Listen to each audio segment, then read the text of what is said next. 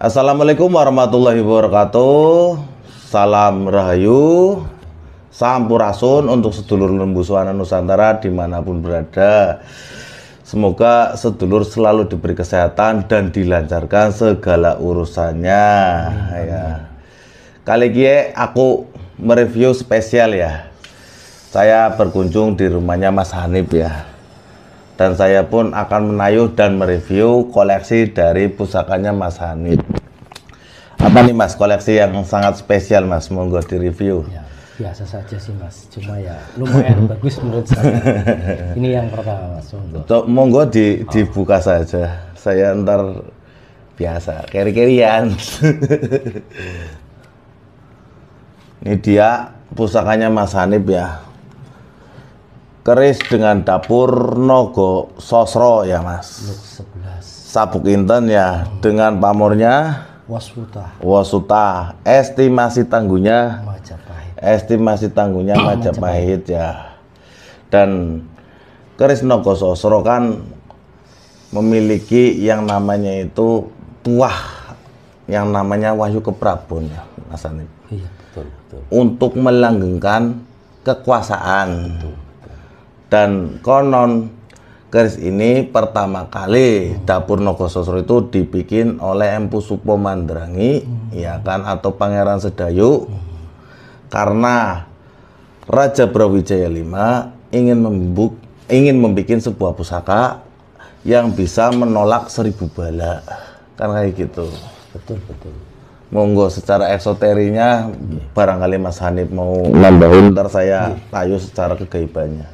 Kalau dari saya pribadi, sepengetahuan saya, jadi ilmu yang saya miliki ya enggak luas. Cuman ya memang ini keris Nogo Sosro Luk 11, konon katanya kalau ini untuk kekuasaan dan kemakmuran. Iya. Ya. Jadi kalau melihat dari pamornya, sesuai dengan pamornya Wasuta itu kalau filosofinya kan untuk kemakmuran, karena Wasuta beras yang tumpah artinya tidak kekurangan pangan dan sebagainya. Terus selanjutnya kalau melihat dari fisik ini memang bisa dilihat bahwa keris Nogo Sosro Luk 11 estimasi tangguh Majapahit itu ciri khasnya besinya yang sangat hitam atau melaung gitu. Iya, hitam Mas. Hitam melaung, dan pamornya sangat jelas. Iya. Menjreng lah, yaitu dengan mungkin estimasinya itu Majapahit akhir ya. Mungkin Majapahit akhir ya, karena kalau dari panjang wilahnya memang panjang wilah di Majapahitan, masih kategori masuk Majapahit. Dan kategorinya masih terbilang utuh Mas, walaupun terdapat korosi nggih, tapi sangat wajar apabila estimasi Majapahit masih utuh seperti ini. Tantingannya juga enteng. Tantingannya sangat enteng, monggo. Kalau untuk saya pribadi kan di sini ada mut-mutannya. Mut-mut kan fungsinya untuk meredam aura panas dari pusaka Nogo Sosro ini. Dan ada filosofinya. Intinya seorang pemimpin kan harus dipegang omongannya. Betul. Kan katanya filosofinya seperti itu, mut-mutan ini. Tapi kan secara untuk kegaiban atau secara tuahnya kan untuk meredam aura panas dari pusaka Nogo Sosro ini. Karena keris Nogo Sosro ini dulu dimiliki oleh Ki Ageng Bodronoyo namanya. Beliau masih di daerah Pengging. Ki Ageng Bodronoyo itu nama pemilik pertamanya. Dan untuk yang terkoneksi di sini namanya itu Tatsaka Ananta Boga, salah satu penguasa dari Gunung Lawu juga Mas. Saat kita mau review, dari awal persiapan kita review pun saya sudah terkoneksi dengan pusaka ini. Dan tuahnya memang bisa untuk mengumpulkan orang. Dari skala desa sampai skala negara nih. Luar biasa. Jadi cocok untuk DPR, bupati, bahkan kepala negara. Kan bahasanya kan tadi betul. Bisa untuk mengumpulkan orang. Ya kan. Dan kalau orang yang sudah menjadi pemimpin itu bisa dilanggengkan. kelanggengan kepemimpinannya gitu. Iya.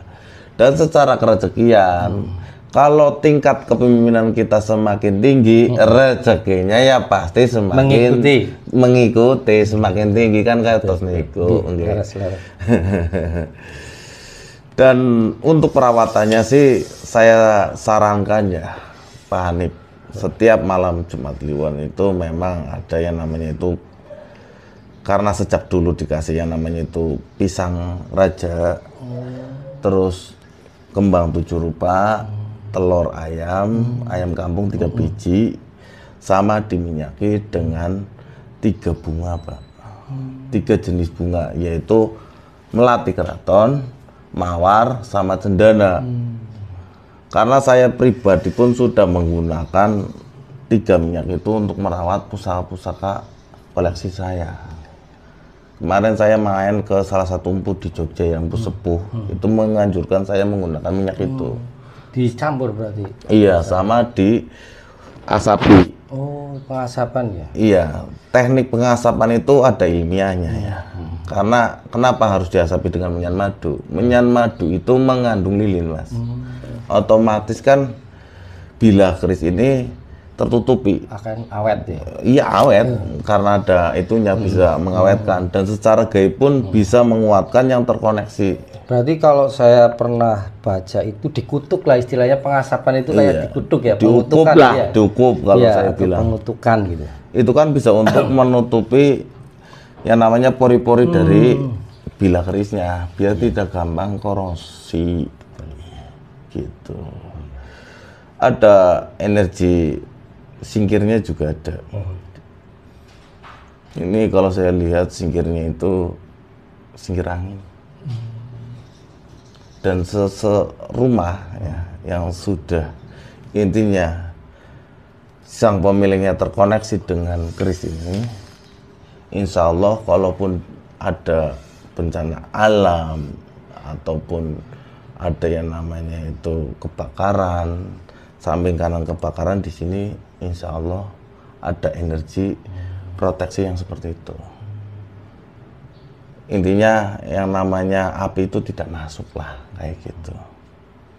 Gimana Mas, coba ada tambahan secara ya, dari Mas? Kalau saya pribadi memang sangat menyukai dari fisik keris ini, karena memang di samping era yang cukup sepuh ya, juga keutuhannya itu memang ya saya bisa mengatakan hampir 90% ya Mas Arief ya, karena hanya sedikit korosi ini. Dan pamornya itu, biar ini mungkin awalnya dulu pamornya luar biasa ini, fullnya itu. Ya karena termakan waktu lah, apalagi dari Majapahit ke sekarang kan berapa ratus tahun lah aja, ya kan, berapa abad aja. Iya betul. Sabuk Inten. Sabuk Inten ya. Jadi ini sedulur salah satu koleksi miliknya Pak Hanif ya. Koleksi wong deso lah Mas. Koleksi wong deso. Koleksi wong deso. Kayak singarannya intinya kayak filosofi padi ya.